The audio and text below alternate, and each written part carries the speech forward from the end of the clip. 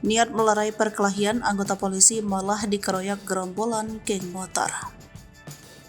Sebuah video yang memperlihatkan seorang anggota polisi jadi korban pengeroyokan sejumlah orang viral di media sosial.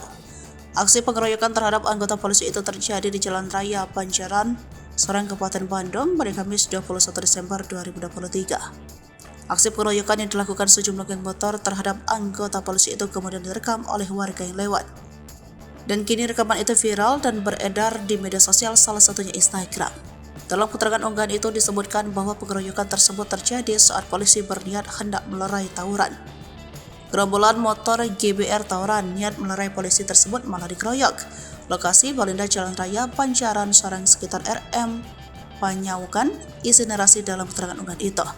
Dalam video berdurasi singkat tersebut tampak anggota polisi dikeroyok oleh beberapa orang. Meski menggunakan seragam, tampak sekelompok geng motor itu tak segan melakukan pukulan terhadap polisi itu.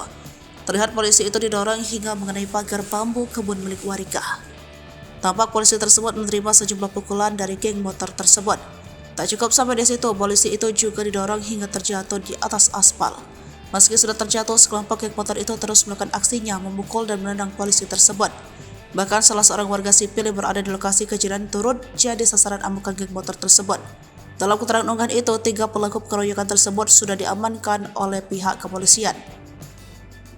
Info saat ini 3 pelaku pengeroyokan sudah diamankan pihak kepolisian. Tolong tidak tegas Pak Polisi sama masyarakat, isi narasi dalam keterangan unggahan tersebut. Pada video selanjutnya terlihat para pelaku sudah ditahan di balik jeruji besi. Hingga berita ini ditulis, belum diketahui apa penyebab dari pengeroyokan tersebut.